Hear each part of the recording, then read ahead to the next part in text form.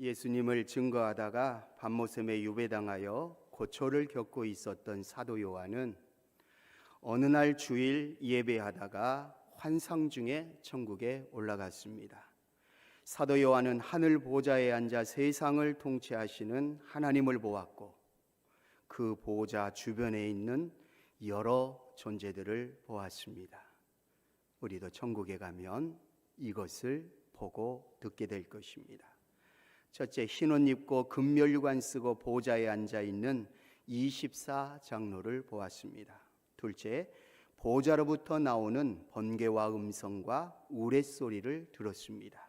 세 번째, 보좌 앞에 켜진 7 등불, 즉 완전하신 성령님을 보았습니다. 네 번째, 보좌 앞에 펼쳐진 수정같이 맑은 유리바다를 보았습니다. 다섯 번째, 보좌 주위에 있는 네 생물을 보았습니다.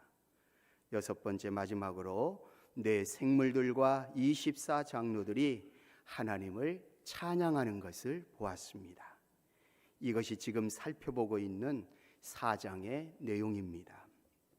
네 생물들과 24장로들의 찬양은 다음 시간에 살펴보겠습니다. 우리는 지난 시간 24장로와 번개와 음성과 우레소리와 7 등불과 유리바다를 살펴보았습니다. 24장로는 예수 믿고 구원받은 모든 사람을 의미합니다. 번개와 음성과 우레소리는 하나님의 임재와 위대하신 능력을 말합니다. 7 등불은 완전하신 성령님을 의미하고 수정같이 맑은 유리바다는 죄가 없는 깨끗한 성결한 거룩한 천국을 말해줍니다.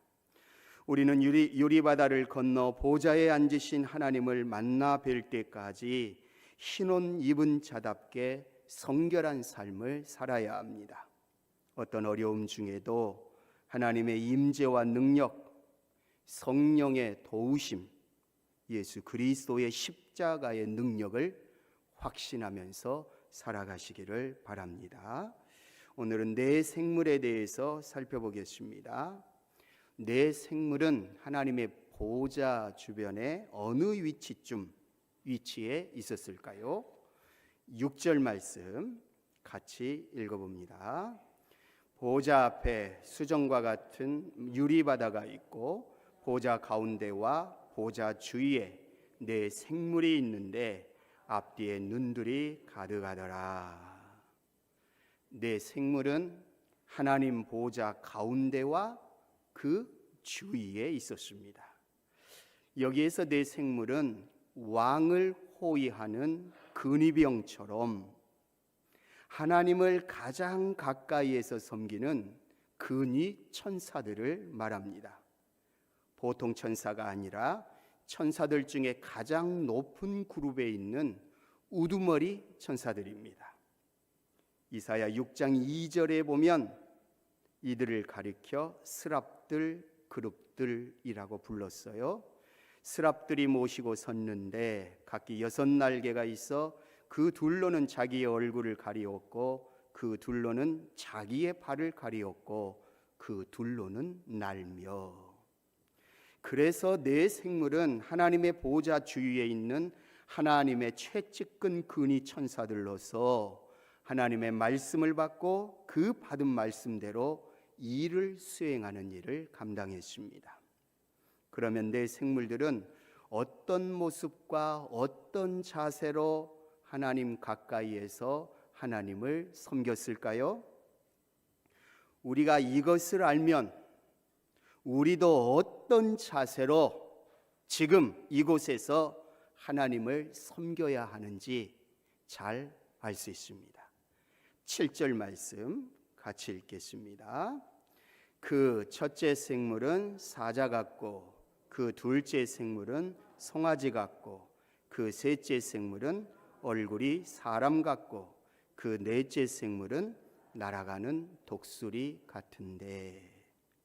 이제 네 생물을 하나씩 살펴보겠습니다. 7절 말씀 다시 보시면 첫째 생물의 모습은 무엇과 같았나요? 사자와 같았습니다. 이것은 하나님을 섬기는 데 있어서 담대하라 라는 뜻입니다. 사자는 동물의 왕으로서 가장 용맹한 짐승입니다. 사자는 그 무엇도 두려워하지 않습니다. 뒤로 물러나지 않습니다. 항상 당당합니다. 걸음을 당당하게 걷고 모든 일에 담대합니다.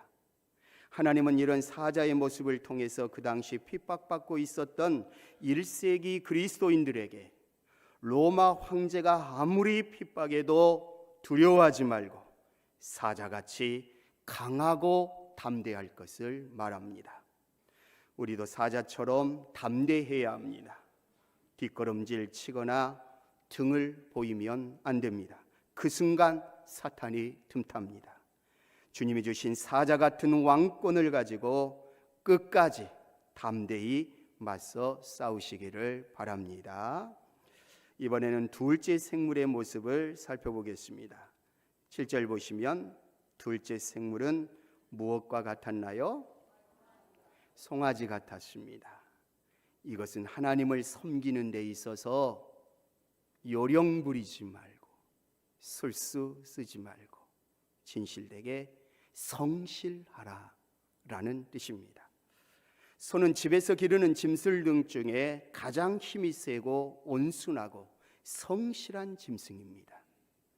주인과 사람들에게 큰 유익을 주고 변함없는 자세로 주인을 섬깁니다.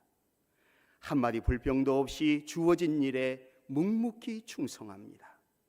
특별히 여기에서 어른 소가 아니라 송아지라고 했기에 주인을 섬기되 순수한 마음으로 섬긴다라는 뜻입니다. 우리도 송아지처럼 성실해야 합니다. 상황 따라, 여건 따라, 형편 따라, 처지 따라, 감정 따라 변하는 것이 아니라 항상 변함없는 자세, 순수한 마음으로 하나님을 섬겨야 합니다. 원망과 불평하지 않고 주어진 일에 정직하게 성실하게 최선을 다해야 합니다. 이번에는 셋째 생물의 모습을 살펴보겠습니다. 셋째 생물의 모습은 무엇과 같았나요? 얼굴이 사람 같았습니다. 이것은 하나님을 섬기는 데 있어서 지혜롭게 섬기라, 지혜를 말하고 있습니다. 사람은 만물의 영장입니다. 피조물 중에서 가장 지혜로운 존재입니다. 덩치는 작고 예소하지만 그 지혜로 모든 피조물을 다스리고 통치합니다. 덩치 큰 코끼리도 사람이 길들여서 사용합니다. 무서운 맹수, 사자나 호랑이도 다 사람이 길들여서 유용하게 사용합니다. 하지만 여기서 말하는 지혜란 세상적 지혜가 아니라 하나님이 주시는 지혜를 말합니다. 인간 처세술에 밝은 사람이 아니라 하나님의 말씀에 밝은 사람을 말합니다. 우리는 하나님을 섬기되 지혜롭게 섬겨야 합니다.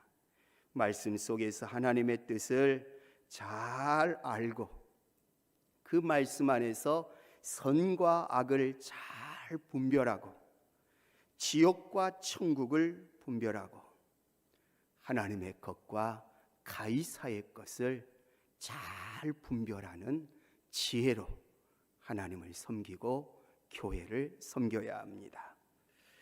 이제 네 번째 생물의 모습을 살펴보겠습니다.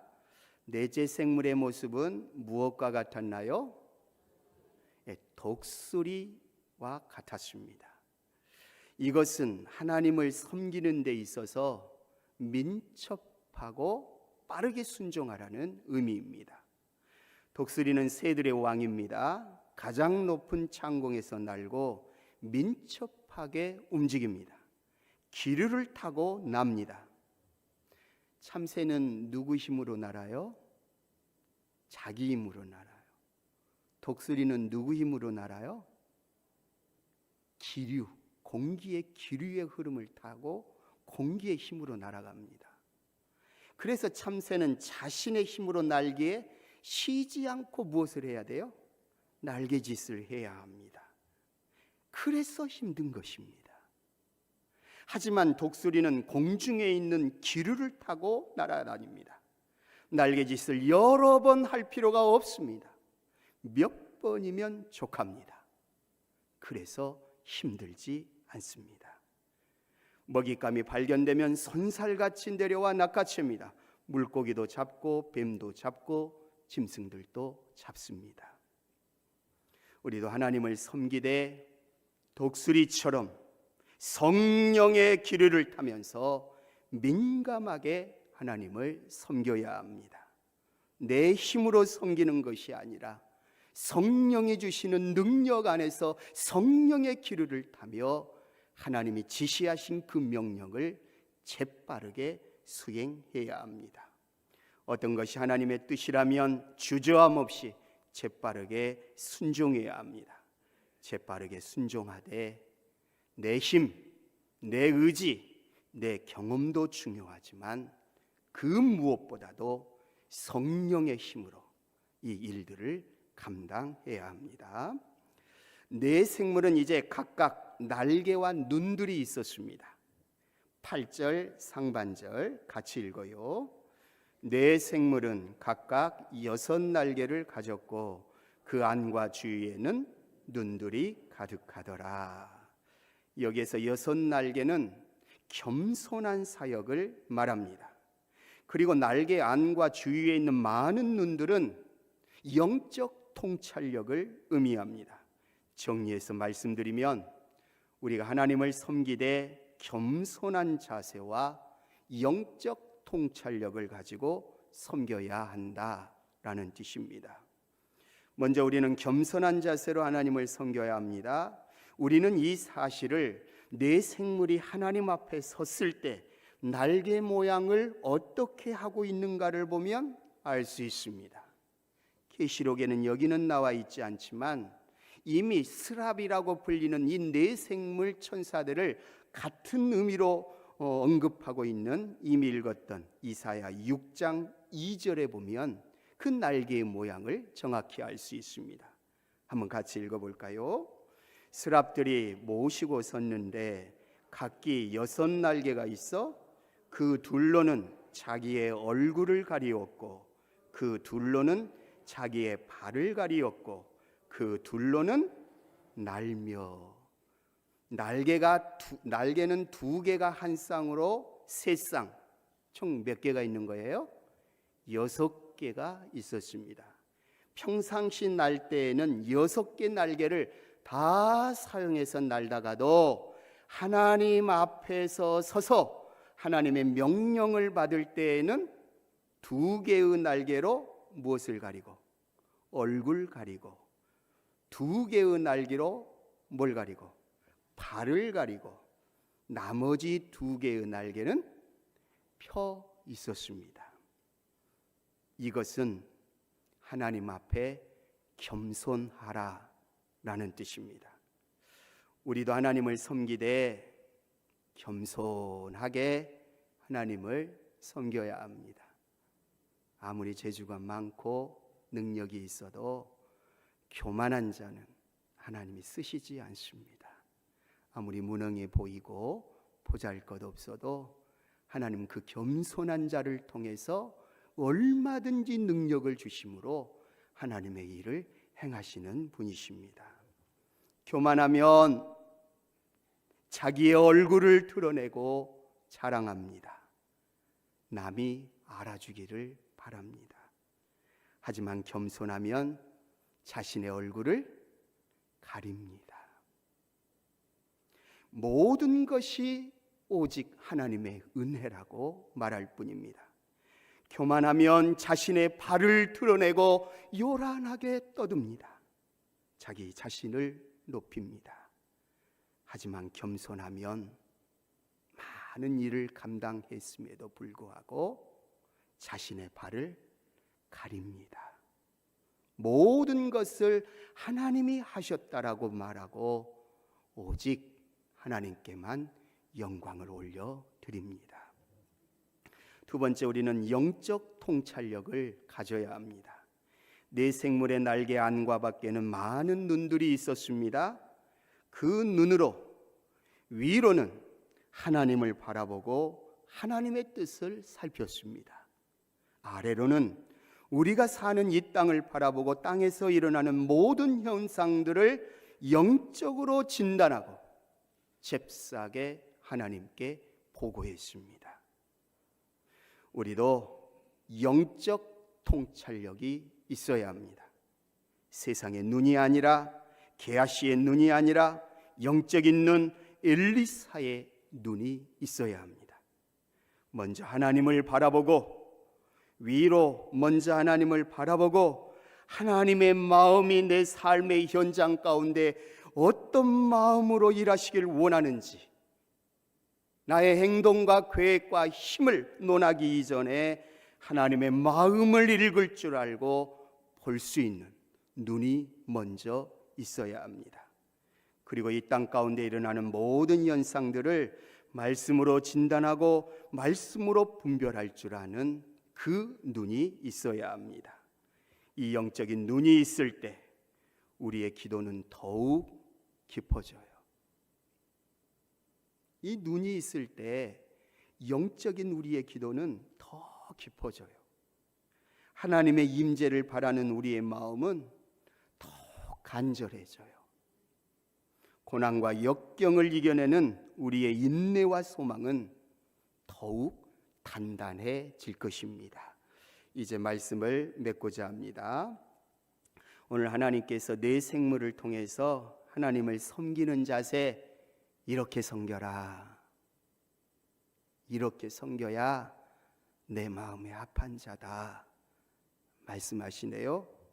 사자처럼 담대하게, 송아지처럼 성실하게, 사람처럼 지혜롭게, 독수리처럼 성령의 기류를 타고 말씀 순종하는 길에는 민첩하게, 그리고 겸손한 자세로 영적 통찰력을 가지고, 그 통찰력의 기준은 위로 하나님의 마음을 먼저 무엇인지 살피고 그 눈으로 내 삶의 현장 속에 일어나는 많은 것들을 잘 진단하고 보고하고 기도로 아뢰고 주의 뜻을 이 땅에서 실현해 가는 것입니다.